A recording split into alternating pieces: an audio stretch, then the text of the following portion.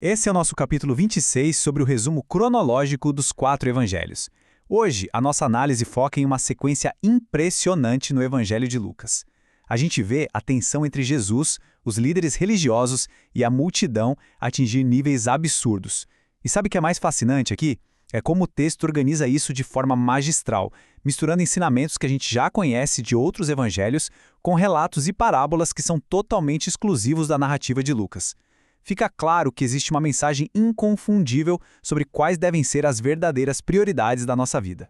O roteiro de hoje vai passar por 5 momentos centrais. Primeiro, a oposição e os sinais milagrosos. Segundo, o confronto com a religiosidade. Terceiro, os alertas aos discípulos. Quarto, a vigilância e a divisão. E, por fim, o arrependimento e o reino. Seção 1. Oposição e sinais milagrosos, começando lá no capítulo 11 de Lucas. A história começa com Jesus curando um homem mudo que estava endemoniado. A multidão fica maravilhada, claro, mas logo de cara, alguns críticos lançam uma acusação pesadíssima, dizendo que ele expulsava demônios pelo poder de Beelzebu. A gente sabe que essa controvérsia também é compartilhada lá em Mateus e Marcos. E a forma como Jesus desconstrói a acusação é com uma lógica irrefutável. Ele diz, todo reino dividido contra si mesmo será arruinado. Pensa bem, se Satanás expulsa os próprios demônios, o reino dele entra em colapso na mesma hora. O argumento é muito forte. Se a expulsão acontece pelo dedo de Deus, então o reino de Deus já os alcançou. Enquanto isso, tem gente no meio da multidão exigindo um sinal miraculoso que viesse do céu. E a resposta de Jesus é uma repreensão direta à dureza daquele povo. Ele declara que o único sinal que essa geração vai receber é o sinal de Jonas.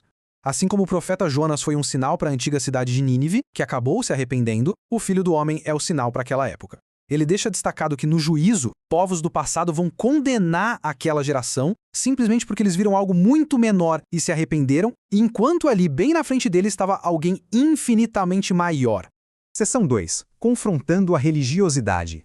O cenário agora muda. Jesus é convidado para comer na casa de um fariseu. Só que o anfitrião acha muito estranho o fato de Jesus não ter feito aquela lavagem cerimonial rigorosa antes da refeição. E olha, essa simples omissão desencadeia uma das críticas mais agudas de todo o texto. Jesus usa a analogia de um copo limpo que ilustra o problema perfeitamente. Por fora o copo está brilhando, com toda aquela aparência de santidade, mas por dentro está cheio de ganância e maldade. A premissa central é direta. A verdadeira pureza exige uma transformação interna contínua, e não só o simples cumprimento mecânico de rituais visíveis.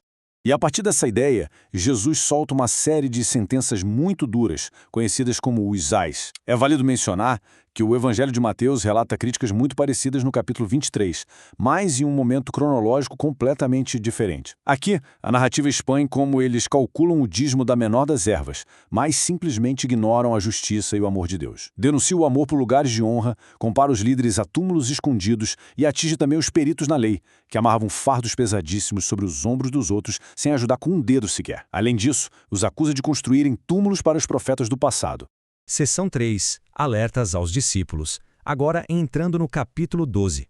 Imagina a cena, uma multidão colossal de milhares de pessoas chegando a se esmagar. Jesus ignora todo aquele caos e vira a atenção direto para os discípulos. O primeiro alerta é claríssimo. Cuidado com o fermento dos fariseus, que é a hipocrisia. A gente sabe que o fermento entra na massa e contamina tudo de forma silenciosa. A lógica apresentada é que viver de aparências é inútil, porque absolutamente tudo que está escondido vai ser descoberto. O que é sussurrado em segredo será inevitavelmente proclamado em alto e bom som de cima dos telhados. Do nada, uma interrupção na multidão sobre divisão de herança leva a uma parábola sensacional que é exclusiva do Evangelho de Lucas, o rico insensato. O processo de pensamento do personagem ilustra o egoísmo em nível máximo. A terra dele produz muito e a decisão é derrubar os celeiros, construir instalações ainda maiores para guardar tudo para si mesmo e planejar uma vida inteira de descanso, comendo e bebendo. É o retrato fiel do acúmulo de riqueza sem nenhum propósito maior. Mas o veredito divino é repentino e devastador.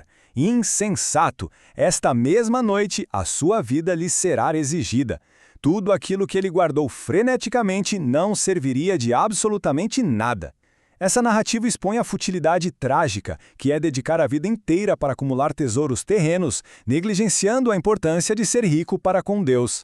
É bem fascinante notar que enquanto Mateus agrupa esse próximo ensino lá no Sermão do Monte, Lucas o posiciona cronologicamente aqui na jornada em direção a Jerusalém. A comparação com a natureza é belíssima. Os corvos e os lírios não acumulam e não trabalham freneticamente, e ainda assim são plenamente sustentados por Deus. Em contrapartida, a ansiedade humana é descrita como totalmente inútil, já que a preocupação não adiciona um dia a mais no nosso tempo de vida. O conselho central permanece inabalável: buscar primeiro o reino de Deus.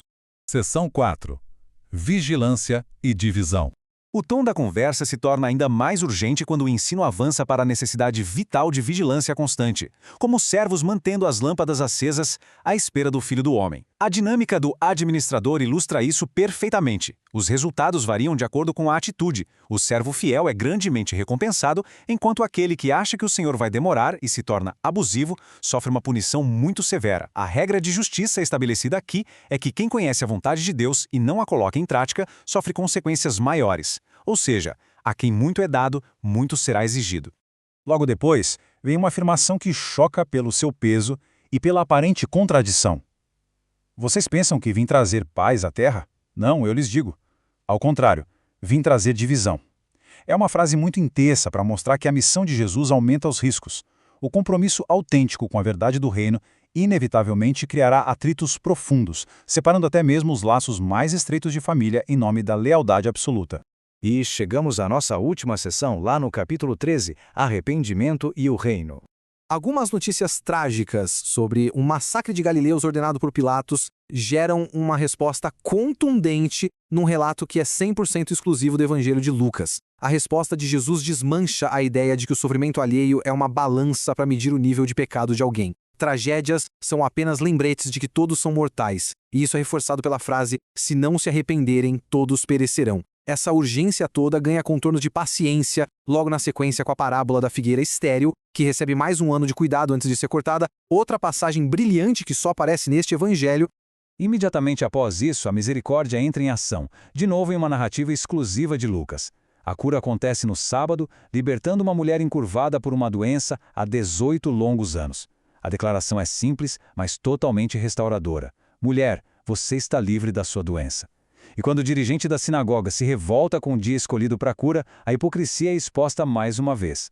Se animais são desamarrados no sábado para beber água, libertar uma pessoa, uma filha de Abraão, daquele sofrimento, seria infinitamente mais necessário, certo? A atitude vergonhosa dos críticos cria um contraste com a enorme alegria do povo. E é exatamente nesse momento de embate entre a libertação divina e a dureza institucional que surge a pergunta essencial. A pergunta que direciona o desfecho de todo esse bloco de ensinos. Com que se parece o reino de Deus? Para responder, são utilizadas analogias brilhantes que, por outro lado, são compartilhadas com os relatos de Mateus e Marcos. O reino é comparado a um grão de mostarda, que é incrivelmente pequeno no começo, mas cresce de forma imparável até servir de abrigo. E é comparado ao fermento misturado na farinha, que é sutil e escondido, mas que inevitavelmente se espalha até transformar toda a massa. Fica muito evidente que, independentemente da oposição ou da religiosidade vazia, a obra do reino de Deus avançará e transformará absolutamente tudo. E para finalizar a análise de hoje sobre essas prioridades, a vigilância e os fortes alertas contra a hipocrisia e a ganância, fica na nossa mente o questionamento central do texto para refletirmos. Onde está o seu tesouro? Porque onde estiver o seu tesouro, aí estará também o seu coração. E se você gostou deste vídeo, se inscreva no canal, deixe o like e, se quiser, clique no card que está aparecendo para ver a playlist completa.